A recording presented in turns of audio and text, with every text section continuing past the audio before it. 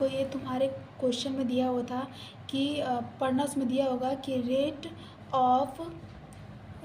Of equation दिया होगा increase हो रहा है। तो इंक्रीज़ मतलब होता है कि अगर दो वैल्यू नहीं दिया हुआ इंक्रीज़ होने के लिए, अगर दो वैल्यू दे रहा था तो T1 T2 K1 K2 value रखती।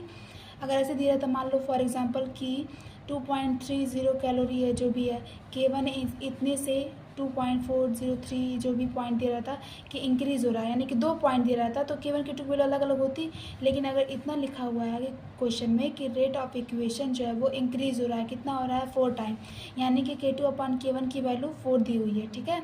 और T1 T2 की वैल्यू साफ साफ दिखाई दे रहा है उसमें, और R की वैल्यू तो फिक्स होती है चाहे क्वेश्चन में दिखाई दे या ना दे, 2 कैलोरी होता है। अगर इसको सेकेंड फॉर्म में देखा जाए तो एक वैल्यू इसका ये भी होता है 8.314, लेकिन तुम्हारे बुक में यही वाला यूज़ किया गया है तो तुम इसी को समझो, ये फिक्स वैल्यू है, ठीक है।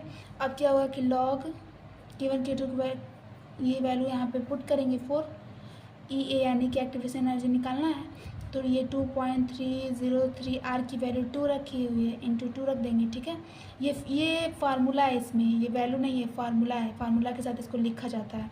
ये फार्मूला है और ये फार्मूले में सिर्फ जो वैल्यू दिखाई दे रही है वही बस पुट करना है, ठीक है।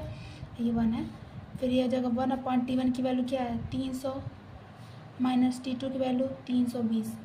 अब क्या करेंगे लॉग 4 की value 0.6020 equal to EA upon, solve करेंगे इसका क्या होगा, सॉरी इसको बचा के रखो ऐसे ही।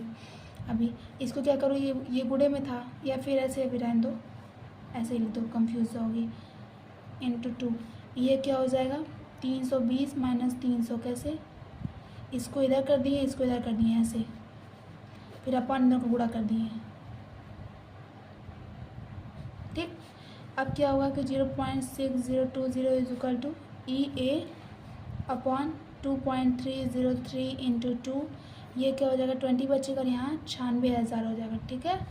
अब क्या होगा ये 2 से जाएगा 10, 2 दही 20, फिर 0 से 0 कट गया तो क्या बचेगा, यहाँ हमारे भाग में जो भी बचा सभी साइड कर दो, यानी कि EA इज इक्वल टू क्या हो जाएगा 0.6020 इंटू, ये भाग में था तो यानी कि 2.303 इंटू 9600, ठीक। अब इसका मल्टीप्लाई करेंगे तो इसका आंसर आएगा, रुको करके बताते हैं। देखो इतना आंसर आया मल्टीप्लाई करने पे, ठीक है, इन तीनों का मल्टीप्लाई करने पे इतना आंसर आया। अब क्या है कि इसको हमको कैलोरी के फॉर्म में चेंज करना है, किस में करना है कैलोरी के फॉर्म में, तो 1000 से डिवाइड करेंगे क्योंकि जो आंसर आया हुआ है इसको हमको कैलोरी के फॉर्म में लाना है, कैल्विन, यानी कि देखो यहाँ कैलोरी के फॉर्म में दिया हुआ है, ये कैल्विन के फॉर्म में दिया हुआ है, तो कैलोरी के फॉर्म में लाना तो 1000 से डिवाइड करेंगे तो यहाँ डिवाइडेड बाई 1000 लिख देंगे, तो डिवाइड करेंगे 3 अंक को 10 आगे बढ़ जाएगा तो 1 2 3, यानी कि लिखेंगे 13.309 कैलोरी, ठीक। ये हो जाएगा तुम्हारा आंसर।